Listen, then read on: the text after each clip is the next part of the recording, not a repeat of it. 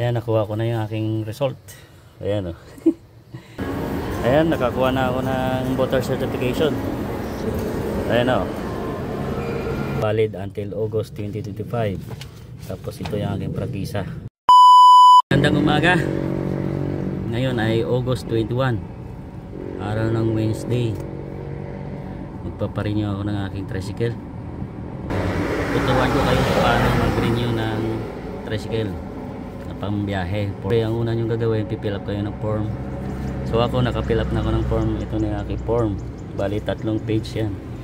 Isa is application form for renewal of franchise. Pangalawa, inspection form para sa inspection yan ng inyong mga motor, kung kumpleto siya, kung gumagana yung mga ilaw. Tapos pangatlo, application form, authorized driver. So kung sino yung driver na gagamit ng motor, kailangan mayroong authorized driver, kailangan ng ID kasi yun. So ito na yung form natin, kapila pa na.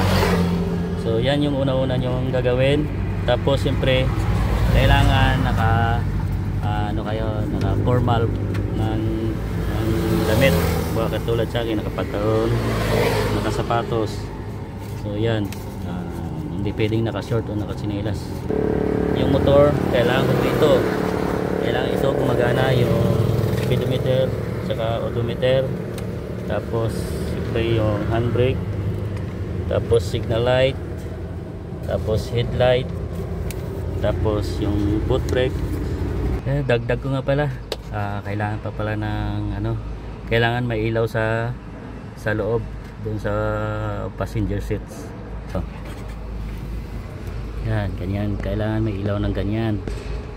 Tapos pangalawa, may basurahan. Ito, sa akin ito, basurahan ko. Kasama yan sa inspection. Napiturahan din yung motor nyo. Maayos na yan, nalinis ko na. May konti lang gas-gas pero okay na yan. Pwede na. So ang una-una natin gawin, first step, fill up ng form. Pangalawa, papapirm pala tayo ng kumilik. Kasi kailangan meron pala dito. Yan, oh. Commission on Election, City of Imus, Cavite.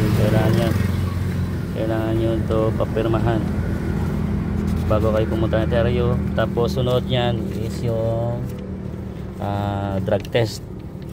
Pero depende naman kung saan mauna yun. Drug test muna mauna o kumilik. Basta pag dating nyo ng teryo, ito na kayo. Kailangan meron perma ng kumilik tapos may drug test. So ayan,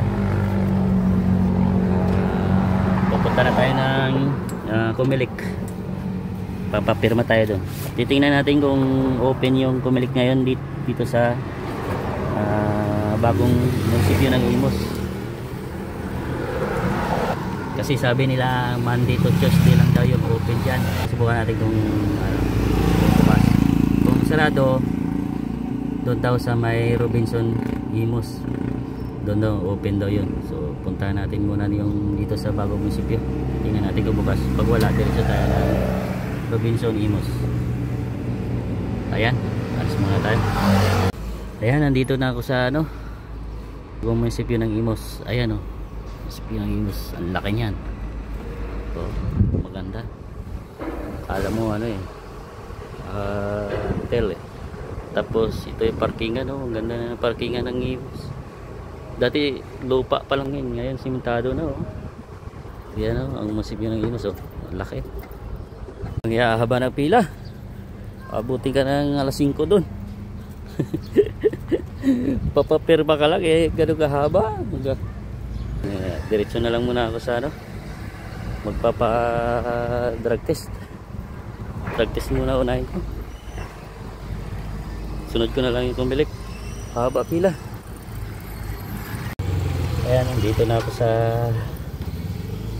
pa-drug test dito sa Tuklong. Ayan, serial drug testing. So dito ako magpapa-drug test. Ayan, pasok tayo. Tingnan natin kung open. Baka sarado rin. Fill up ng form. Ayan, nakuha ko na yung aking result. Ayan, pasado. 2 copy pa yan. Isa yata yan sa Terry, isa sa akin.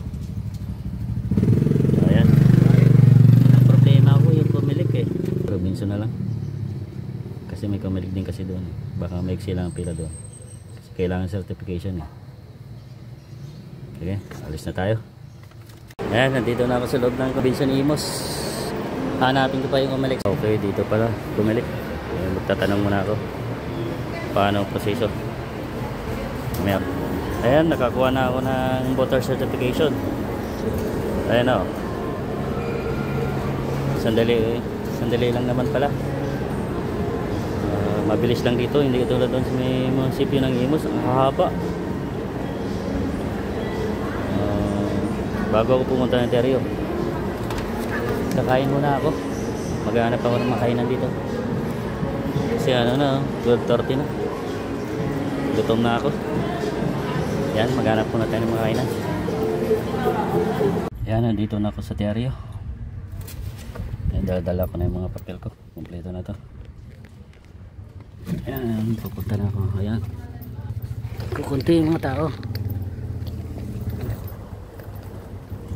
Oh, walang mga sa tricycle. Iba pa rin yun, kukunti lang. Malinis. Kakatapos lang na inspection yung aking motor. Yan na yung aking motor. Ayan.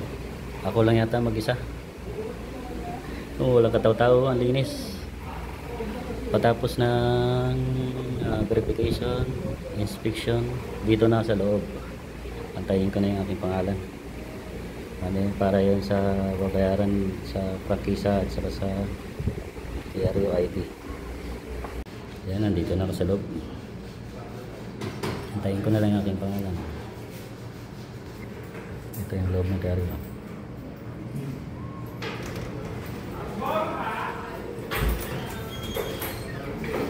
Bayad na ako sa prangkisa ko. Tapos napicturan na rin ako dito sa TRU ID. Ayan yung picture. ID picture. Antayin ko na lang yung ma-release yung aking prangkisa. Tapos after nito pupunta ako ng LTO naman para sa renew ng motor. Pero kailangan bago pumunta ng TRU bukas, ng LTO bukas, magpapa-emission pa ako. So isang araw na naman yun. Bukas ko na ipapatuloy. Ayan, pauwi na ako. Natapos na ako ng pag-renew ng prangkisa. Tsaka meron na rin akong TRU ID. So ayan, yan, TRU ID na ako, valid until August 2025. Tapos ito yung aking prangkisa. Yan, renew na yan. Sandali lang, makukunti lang mga nag-renew ngayon.